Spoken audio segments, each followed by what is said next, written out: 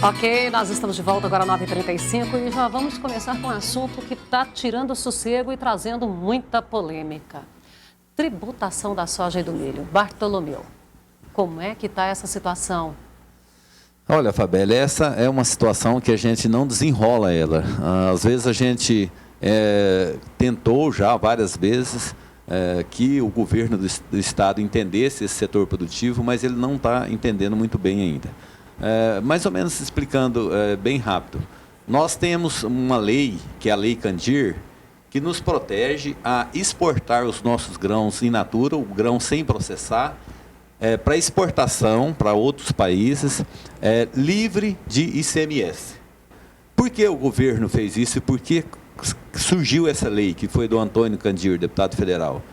Porque esses municípios e regiões de expansão agrícola eram regiões e são regiões que não têm infraestrutura adequada e nenhuma, nem a capacidade armazenadora não tem para você ter aquele grão estocado lá para depois fazer uma negociação ou que ele fazer pudesse... o processamento futuro ali. Então, isso foi feito para que isso acontecesse. A gente cita regiões, vamos dizer, o Mato Grosso, o Mato Grosso, Sorriso, Sinop, a Bahia, Luiz Eduardo Magalhães, São Desidério, vários, aqui em Goiás mesmo, o Nordeste goiano, o Norte goiano, essas regiões onde tem menos armazenagem, menos infraestrutura, não existiriam se não tivesse, não digo esse incentivo, mas se não tirasse esse ICMS dos grãos para que o produto seja exportado, porque ele não tinha condição de ser armazenado, ele tinha que ser exportado. Então, essa lei, ela criou verdadeiros PIBs agrícolas. Quando a gente vê no Fantástico ou no vários órgãos de comunicação, mostrando aquela região cresceu muito. Nós temos estudo que foi por isso, foi por essa lei. E também os outros países, Fabélia, eles tratam esses produtos primários como um incentivo àqueles produtores, livrando ele desses impostos para que ele possa crescer.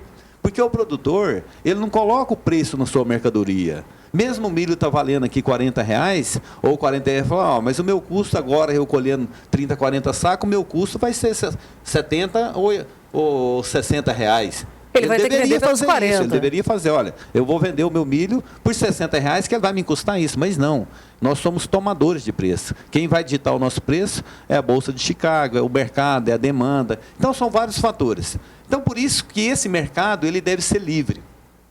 E quando acontece qualquer uma intervenção, qualquer uma situação em um estado, onde o governo interfere, o governo estadual interfere, com políticas fiscais, beneficiando um lado ou outro, isso afeta muito e isola aquela região dos mercados. O que aconteceu em Goiás? O governo implantou o 70-30. O que é o 70-30? É que a empresa que vem somente exportar no estado de Goiás, somente exportar, ela tem que pagar, de 100 toneladas que ela vai exportar, das 30, ela tem que pagar 17% do ICMS. E 30% de toda a movimentação, 17% de ICMS. E isso a trade não importa de fazer, e nem outra empresa importa. Por quê? Porque ela vai continuar ganhando a sua margem. Mas o que vai acontecer? Vai achatar em cima do produtor, em cima do preço lá da produção. O produtor não vai ter competitividade. Ele vai ter, vamos dizer assim, um preço achatado. A trade também pode escolher em pegar no Mato Grosso, pegar no Paraná. Ela pode buscar outras regiões, outros estados. Então, tudo isso é uma situação que está complicando as nossas negociações aqui no estado de Goiás. Quando aconteceu isso, há um tempo atrás, quando houve as perdas também nos grãos de soja, onde a gente diminuiu drasticamente a produção, nós temos uma indústria muito bem, vamos dizer, centrada, muito bem, um dos estados que mais processam grãos, e isso é muito importante para nós, a indústria é muito importante, as cooperativas, todos que processam, é muito importante. Mas o que não pode é você interferir no preço final do produtor. Então, essa medida, ela vem diretamente afetar. E quando eu estava dizendo que naqueles anos teve aquela seca, o governo, através da indústria, da Associação dos Industriais, da própria Biov, veio pressionar o Estado que ele fizesse essa tributação para que não deixasse todo o grão sair do Estado. Então, veio a caracterizar essa situação que a gente fala de grão retido ou retenção. Aquilo que foi feito na Argentina com a Isso, né? Quando a Argentina ela procurou essa política também de proteger a indústria local, ela fez isso lá para proteger. E foi um prejuízo muito grande para a economia do país. Principalmente para o produtor rural. Nós visitamos o produtor, acho que o Silomar teve junto numa missão nossa lá, a gente viu um produtor totalmente descapitalizado, um produtor, sabe, arrebentado. E o que acontece hoje?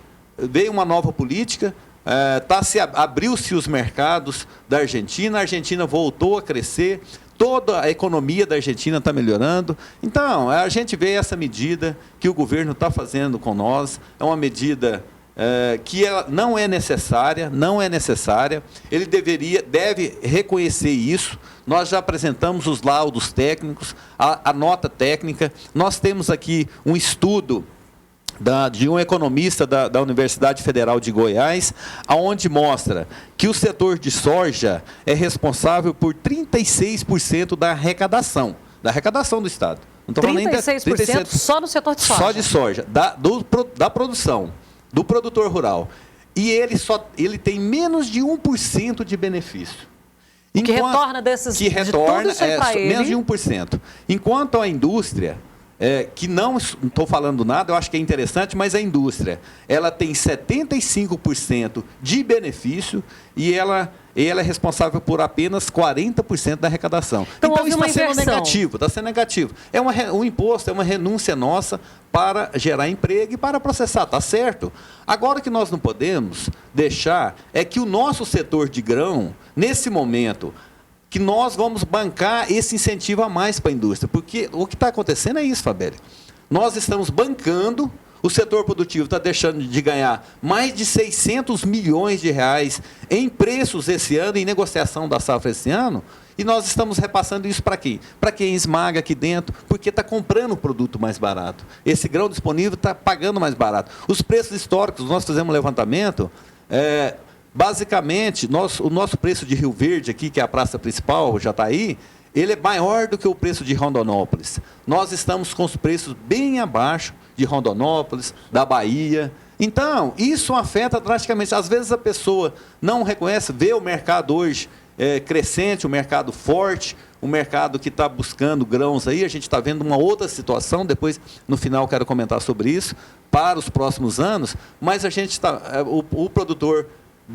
goiano, nesse momento, está sendo afetado por isso e ele não pode... Imagina só, Fabélia, imagina, Vitor, nós, Bruxelas, nós não temos aí uma infraestrutura de energia suficiente para atender. Quantas áreas irrigadas poderiam ter mais no Estado hoje? Nós não temos uma logística. As nossas rodovias estaduais estão praticamente todas esburacadas. Não tem condição. Os nossos fretes cresceram muito. A nossa segurança no campo, cada dia uma propriedade chega avisando que foi assaltada. Então, tudo isso nos afeta diretamente. Esse já é um gargalo. Agora, mais essa situação, eu creio que é hora de nós organizarmos entre os sindicatos, cobrarem de nossas entidades da federação, cobrarem dos nossos deputados estaduais, deputados federais, porque o nosso setor não pode ser achatado por isso. Nós temos que tomar essa medida rápido, o governo tem que voltar atrás nessa situação que ele colocou aqui em Goiás. E não é mais ficar só botando na gaveta esse decreto, não. Ele tem que tirar da gaveta, rasgar e botar no lixo. Sim, ele tirou esse decreto,